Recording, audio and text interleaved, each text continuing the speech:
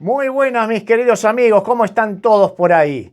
Hoy tengo unos cuantos videos. El primero es realmente triste porque es la historia de una chica que vivió el tema de las pandillas. Después te voy a poner otro de un señor que vive en Estados Unidos que da su opinión sobre Bukele y cerraremos con algo alegre, también desde Estados Unidos. Mensajes hacia Nayib Bukele y preguntas hacia Nayib Bukele que estos estudiantes de Estados Unidos quieren saber. Vamos a empezar con el primer video que realmente te va a sacar alguna lagrimita, porque es realmente triste, bastante triste. Y por culpa de estos videos, por eso a mí me gusta mostrarlos a pesar de lo, digamos, no sé la palabra cómo decirla, porque te produce tristeza, rabia, bronca, y después al escuchar a personas que defienden lo que defienden y que atacan al presidente Nayib Bukele y a El Salvador, digo, le tengo que poner este video para que se den cuenta de la realidad que pasó este país, porque le están tomando el pelo a los salvadoreños, diciendo lo que están diciendo por ahí y cómo atacan a Nayib Bukele y a los salvadoreños, porque es una tomada de pelo. Bien, no quiero hablar yo, vamos a escuchar a esta señorita que de verdad te va a dejar mal, mal. Escuchen. Hola, soy Tatiana y esta es mi experiencia. Cuando tenía 15 años, mis padres buscaron dónde debía de estudiar.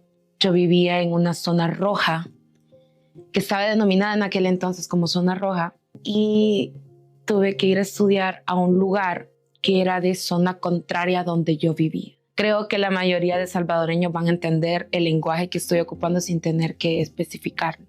Yo llegué a ese lugar a estudiar y decían que iba a parar toda la basura que no querían los demás institutos. Estudié allí, solo había una opción general. Yo era la más pequeña que había en ese instituto, era de las alumnas más pequeñas. Un día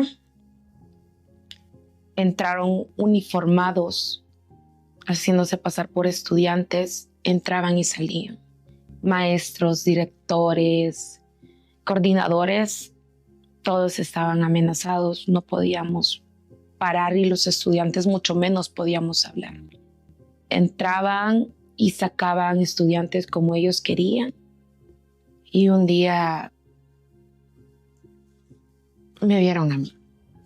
Ella viene de una zona contraria, me mandaron a encerrar con 2 personas al baño y empezaron a cuestionarme que si yo iba, que si yo traía información, que si yo no sé qué, que si yo no sé cuánto. Y vi entrar a tres tipos a ese baño y abusaron de mí. En el momento no había nadie que te diera auxilio y tampoco nadie que te quisiese ayudar. Era todos tenemos que salvar nuestra integridad.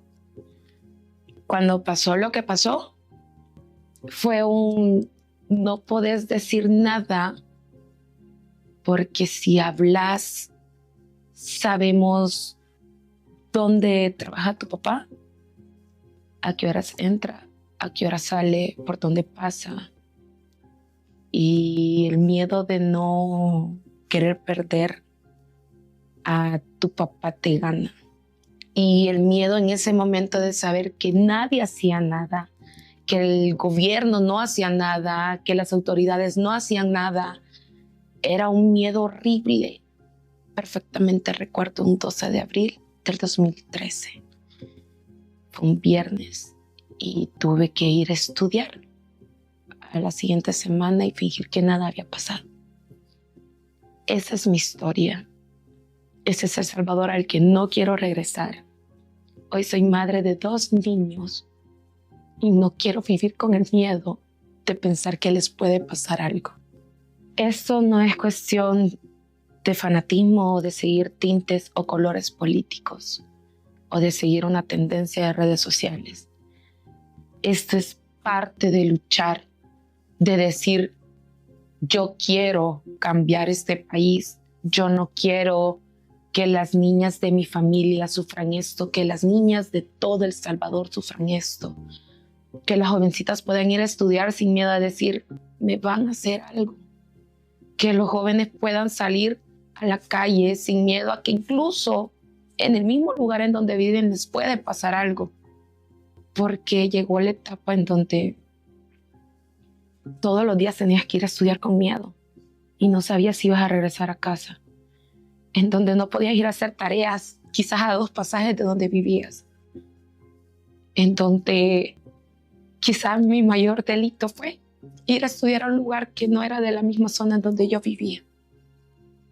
Y así como está mi historia, hay muchas historias más que he estado viendo, historias mucho más fuertes o de diferente manera que la mía, pero creo que la mayoría no queremos regresar a lo que una vez vivimos. Esa es mi historia. Totalmente, ¿eh? Y yo he escuchado historias terribles como la de ella, ¿eh?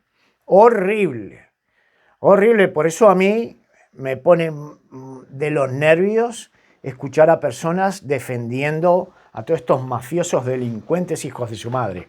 Me pone mal. Entonces, de vez en cuando habría que mostrar estos tipos de videos, estas historias, para que realmente la gente no se olvide, porque no fue el siglo pasado, ¿eh?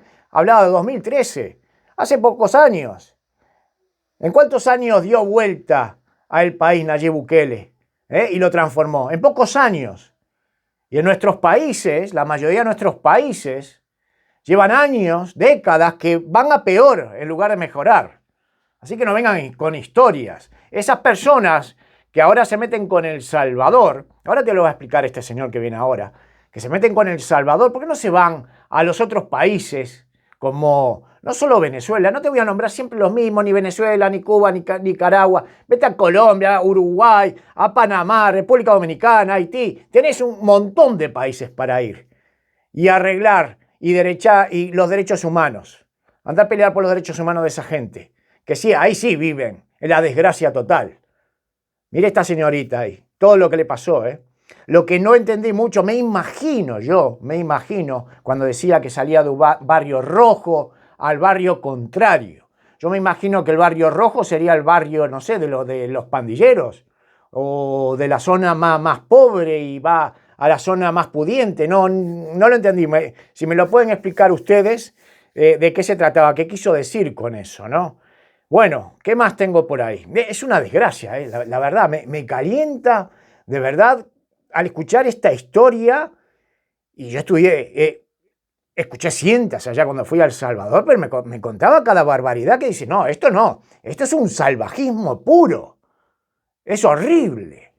Por eso somos los peores en toda América, peor que África, peor que Asia, peor que cualquier sitio. Somos los lugares más, digamos, más para vivir lo peor de lo peor en el tema de inseguridad. Es todo, es que es todo. La inseguridad, la corrupción, es que es todo. Y hay un país que más o menos está tratando de salir adelante y le ponen trabas a las ruedas. Mira, vamos a escuchar a este señor. No me quiero calentar más porque sí, al fin y al cabo caliento yo y con eso no gano nada. Mirá, escucha a este señor. Piensa exactamente igual que yo y seguramente que como muchos de ustedes. Mira, escucha. Muy buenos días, amigos de TikTok. Les saluda Tito Ortiz. Espero que se encuentren muy bien todos ustedes, llenos de éxito y muchas bendiciones. Bueno, quiero tomar un tema ahora muy breve con relación a Nayib Bukele. Usted sabe que Nayib Bukele es un ejemplo de no solamente de presidente, sino de estadista y gobernante en América Latina y en el mundo. Ser presidente, cualquiera puede ser presidente, pero ser estadista y gobernante, no todo el mundo es estadista y gobernante, porque son diferentes perfiles y diferentes resultados que se dan en su gestión como presidente y como ejecutivo. Bueno, el asunto es el siguiente. Ustedes saben que el cambio sociopolítico que ha hecho a Nayib Bukele en El Salvador ha sido muy respetado, muy admirado y ha sido tomado como modelo, como muchos países, con relación a la seguridad y a ciertos puntos del desarrollo humano. En este caso, por ejemplo, Ecuador tiene una alianza estratégica con El Salvador al respecto y muchos otros países. Hay países de América Central que quisiesen tener ese modelo, pero no pueden, porque sus gobernantes y las mentalidades de ciertos gobernantes, como en Honduras, peor Nicaragua, Guatemala, etcétera, etcétera, no están listos para poder exponenciar ese tipo de perfil. Ahora, el tema aquí es el ataque que está sufriendo Nayib Bukele por medio de medios de comunicación, especialmente demócratas desde aquí, y financiados por un multimillonario que sabemos que le gusta hacer la maldad, George Soros y su hijo. Poniéndole mentiras que se ha llegado a pacto con pandillas, etcétera, etcétera, etcétera. El bombardeo mediático, político y mental que están tratando de hacer a la población de El Salvador es impresionante. Más sin embargo, yo quiero presentar mis respetos a la población de El Salvador por ese nivel de conciencia más elevado que han tomado, viendo de manera tácita, directa, qué es lo que ha hecho el presidente Nayib Bukele por su pueblo. Donde antes era el país más peligroso del mundo, ahora es el menos peligroso del mundo. Donde antes es un país que estaba hundido en la pobreza, ahora está teniendo un desarrollo humano y una superación económica impresionante. Poco a poco, no se puede dar las cosas de un día a otro, toma su tiempo. Ahora, ¿por qué pasa esto? Simplemente hay una sola palabra. La palabra se llama envidia y también la desesperación. Cuando un gobernante que uno no se imagina, como el caso de Nayib Bukele, logra resultados exponenciales, magníficos en la sociedad salvadoreña, que sirven para ejemplo para el mundo entero, obviamente va a haber millonarios, recontramillonarios, de mala intención, como el caso de George Soros, para poder causar daño. ¿Qué es lo que hacen ellos? La estrategia es muy sencilla. Pongan en cuenta lo que le voy a decir. Ellos utilizan las ONGs, las fundaciones, ¿no? Creadas, que son pagadas por él y bien pagadas. ¿Qué hacen estas fundaciones? A ver, quiero ser claro aquí. La función de ellas es desestabilizar a un gobierno, a un gobernante, crear mala intención, crear comentarios negativos, crear una prensa falsa, crear resultados falsos en ciertos aspectos. Entonces, ese es el objetivo de ellos, usar las ONGs para esto. Por eso es que las ONGs ahora no son bien vistas. Tal vez pocas hagan buenas cosas, pero la mayoría son la cobija de los delincuentes, pandilleros y malacates. Es muy cierto, no estoy diciendo ninguna mentira, ustedes lo saben, especialmente los salvadoreños. Entonces, al crear este tipo de ambiente psicópata, obviamente quieren crear un caos. Más sin embargo, no lo han creado. Utilizan una persona para hacer un show mediático como el pandillero Obrego, que lo quieren traer y es un héroe, pero es un delincuente. No. Entonces quiero hacerles ver cómo se manejan las cosas a veces. No hay que crear, ni tampoco hay que creer en todo lo que le dicen los medios de comunicación, especialmente aquí en TikTok. No, especialmente aquí en TikTok, que hay muchas personas, y no lo digo por la red social, sino por las personas que utilizan la red social para tener un resultado totalmente desagradable para informar a las personas, a la gente, a la comunidad. Entonces, ¿qué sucede? Crear este ambiente por medios de las ONGs, usar delincuentes como un show mediático, haciéndolos quedar como víctima, pudiese afectar a cierto nivel de personas que son parientes o tengan familia o hayan estado de acuerdo con este tipo de grupos de criminales, perdónenme la expresión, y obviamente van a decir, no, pues mi papá, mi mamá, mi sobrino, mi tío, etcétera, etcétera, estuvo en las maras y me da pena cómo está en el Secot, pobrecito, etcétera, etcétera, etcétera. Entonces toman una acción más emocional y visceral que más que de buena intención, un poco más inteligente. Realmente es impresionante cómo hay personas como George Soros y que crea este tipo de ambiente y quiera manipular la mente y las emociones de un pueblo que ha alcanzado la conciencia de una manera impresionante a nivel sociopolítico en El Salvador. Si ustedes miran, El Salvador es una nación muy sufrida. sufrió una guerra más de 12 años, una guerra civil brutal. Ni siquiera una guerra civil pausada como la tuvo Guatemala. Fue una guerra civil brutal, ¿no? Donde se peleó todos los días y hubieron casi 80,000 muertos. Entre esos contaron niños y mujeres, obviamente. Es tremendo. Entonces, la madurez política de este pueblo es bastante alta. Lo que pasa es que hubieron políticos corruptos sinvergüenzas que simplemente quisieron cosmetizar esto, tapar de otra manera para poder sobresalir solamente ellos. Mas, sin embargo, el grado de conciencia que hay ahora es totalmente diferente y los salvadoreños saben que tienen el mejor presidente. Ahora, ¿seguirá Bukele en el poder? A lo mejor no, él lo dijo, pero pudiese seguir una persona que tenga los mismos ideales y el mismo sistema, el mismo método de gobernar para que El Salvador llegue a ser un Singapur. Y eso está cerquita, no pasa mucho. Hay que ser cuidadosos, hay que ser muy cuidadosos en ver y creer lo que se ve. Hay muchas personas que creen que viendo un noticiero, un falso noticiero, alabando a los delincuentes por medio de los derechos humanos que se han convertido en derechos humanoides, no humanos, humanoides. ¿Por qué? Porque simplemente atacan a la sociedad, destruyen a la sociedad, cubren a los delincuentes, a los malacates, a los sinvergüenzas. Entonces esos no son derechos humanos. Como lo decía el presidente Nayib Bukele, estoy haciendo un análisis aquí muy sencillo. Nunca vieron los derechos humanos del trabajador, del que vendía pupusas en la esquina, del que vendía sándwiches en la esquina, del que vendía frescos en la esquina, o el que tenía su restaurante, o que tenía un negocio que tenía que pagar cuotas. Nunca vieron los derechos humanos cuando asesinaron niños, jóvenes, cuando mentalizaron muchas personas para que sean miembros de las maras. Vamos, come on. Ustedes saben lo que les estoy hablando. No es nada nuevo. A lo que voy, el punto antes de terminar, es de que Nayib Bukele es un presidente que se ha mantenido firme. Y este tipo de ataques que se están dando viene ideológicamente por medio de los demócratas y financiado por medio de George Soros y su hijo, que le gusta mucho la banderita arcoíris. ¿No? Quiero decir esto.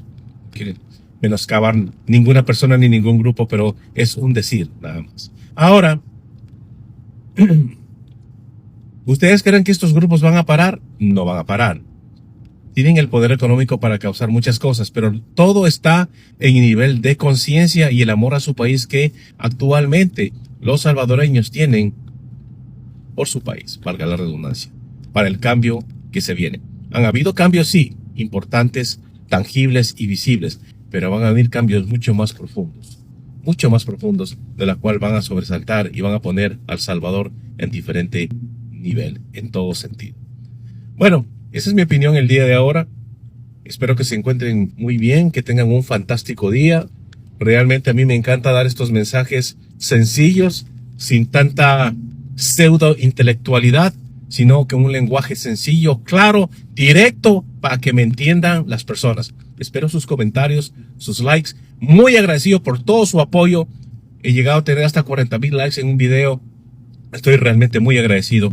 Y sus opiniones. Hay opiniones groseras, hay opiniones que no son groseras, etcétera, etcétera. Pero igual se las acepta. La democracia está en todos los lados. Se los quiere mucho, se los admira, se los respeta. Siempre acá, se me cuidan. Que tengan un fantástico día. Nos vemos otro día. Bye, bye. Mis respetos al señor. Ahí queda la cuenta en TikTok. Iván Ortiz 4260. Yo no tengo TikTok. No sé si algún día me lo haré. Solamente tengo YouTube y Instagram, mi Facebook, pero prácticamente no, ni los uso. Bueno, voy a ahora cerrar con unos lindos videos de Estados Unidos desde un colegio. Pero este señor tiene razón, ¿eh? Sí, mis respetos al pueblo salvadoreño, mis respetos, que han tomado conciencia y han sabido votar. Porque realmente no ha sido fácil la vida del salvadoreño. Por eso se ve todos esos salvadoreños que se tuvieron que ir a Estados Unidos. Y el apoyo masivo de esos salvadoreños en Estados Unidos que vieron desde afuera, veían lo que estaba pasando y vieron que apareció un candidato que realmente merecía la pena y votaron masivamente por él. Y han dado unos buenos resultados. Lamentablemente en muchos de nuestros países aparecen candidatos que parecen buenos, que reciben muchas veces ese voto castigo, ¿no? Hacia los otros. Bueno, voy a votar a este a ver si puede arreglar la situación y al fin y al cabo terminan siendo más de lo mismo. Es que es difícil también encontrar a alguien que valga la pena. Pero sin embargo aquí en El Salvador han tenido la suerte y se lo merecen después de haber pasado todo lo que pasaron. Vamos ahora con esto que les va a gustar. Mira, son 4 videos. Escuchen. Presidente Bukele, estoy aquí con el director de Grimsley High School en Norte Carolina. Él tiene unas palabras para usted. Dr. O'Donnell. Jed O'Donnell, principal of Grimsley High School in Greensboro, North Carolina. Just wanted to take the opportunity to say how much we have enjoyed learning about the great country that is El Salvador and the amazing people that live there. I want to extend a huge thank you to Mr. Vasquez for taking the opportunity to share about his culture, about his experience living in El Salvador, bringing that over to the classroom to be able to share those experiences with our students right here in Greensboro so they get a global perspective and also be able to experience different cultures while being at Grimsley High School. Mr. Vasquez, thank you so much on behalf of all of us at Grimsley, and we have grown to love, and we can't wait to find out more about El Salvador in the coming weeks, months, and years, and hopefully one day we'll have a field trip to El Salvador and we'll be able to really get involved in the culture and also the community. Thank you, Mr. Vasquez. Así como el doctor O'Donnell ha dicho, nos hemos esforzado en traer la cultura de El Salvador aquí en Grimsley High School, Norte Carolina. Los estudiantes han aprendido de cómo El Salvador se ha transformado en una nación segura, donde todos pueden disfrutar y todos pueden visitar El Salvador sin ningún problema. Gracias, Dr. O'Donnell. Gracias. Yo soy muy malo para los acentos, pero me parece que tiene acento inglés el señor y el anterior no sé de dónde era. No sé si es salvadoreño. Mira, no soy ni capaz de diferenciar un argentino con un uruguayo. A mí me parecen todos iguales. Pero bueno, vamos con 2 videos más. De esta misma high school, alumnos que dicen esto. Presidente Bukele, tengo unas preguntas para usted. En mi clase de español yo aprendí de la historia de El Salvador y la violencia que estaba en las calles a causa de los pandilleros. La gente inocente vivía con miedo. Aprendí el significado de algunos tatuajes de la pandilla MS-13. Por ejemplo, los 3 puntos representan los 3 destinos de los pandilleros: la cárcel, el hospital y el cementerio. Gracias al presidente Bukele, las calles están seguras y la gente puede vivir en paz. Presidente Bukele, tengo unas preguntas para usted. Primero, ¿cuál sería un consejo para otros países centroamericanos que tienen problemas con pandillas? ¿Y cuál es el legado que deja en El Salvador? Ahí está, queda para el presidente. Y el último video. Escuchen ustedes, Hola, presidente Bukele. Me llamo Keisra. En mi clase de español aprendí que las pandillas controlaban El Salvador y los jóvenes eran forzados a unirse a las pandillas y no tenían la opción de tener una educación como aquí en los Estados Unidos. Tengo 3 preguntas para usted. ¿Cómo pudo usted cambiar el futuro de miles de estudiantes? ¿Qué le inspiró a luchar por la seguridad de su pueblo? ¿Y qué mensaje tienes para los jóvenes en El Salvador que aspiran a ser líderes? Muy bien, ahí tienen las preguntas, señor Bukele. A ver si les llega y se las responde.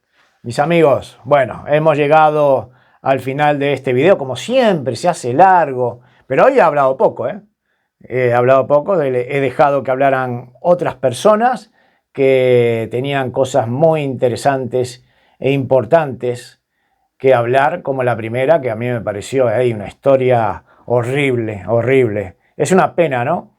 Que haya historias así, pero es la cruda realidad de todos nuestros países.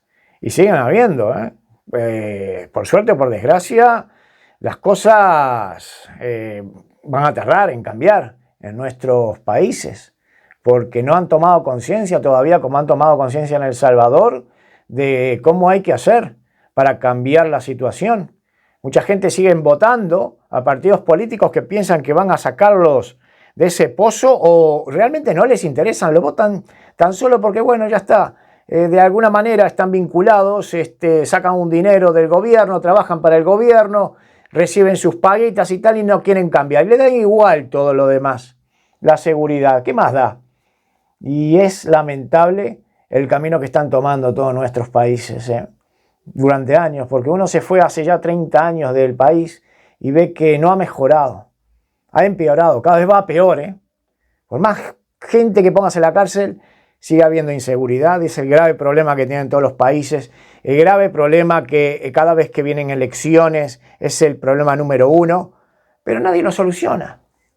Nadie quiere solucionarlo por lo visto, porque si lo están logrando ahí en El Salvador y no me vengas con los cuentos de que es un país chico, que son 7 millones y tal. Mira, Uruguay es un país chico, son 3,5 millones de habitantes y es uno de los países más peligrosos actualmente, de toda América Latina. De toda, Es horrible.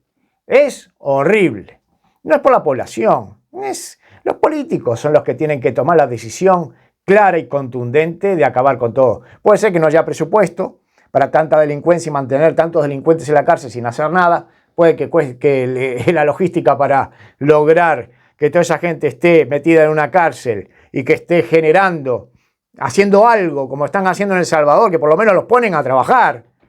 Se genera su propia ropa, se hace su propia ropa, útiles de trabajo, aprenden un oficio, para así cuando tengan que salir en el día de mañana sepan hacer algo y no tengan que vivir en la calle, porque muchos, a esas personas que salen de la cárcel, nadie los quiere en su casa y después no tienen dónde vivir porque nadie los contrata para trabajar y terminan ahí abandonados en la calle y metidos en la droga, es lo que pasa. Es así, y así todas las calles de nuestros países cada vez se va llenando de gente. Miren Estados Unidos, ahí está, el claro ejemplo, Estados Unidos, el país número 1, Estados Unidos. Bueno, ya está. Nos vemos mañana, ¿Qué les parece? Se me cuidan. Chao.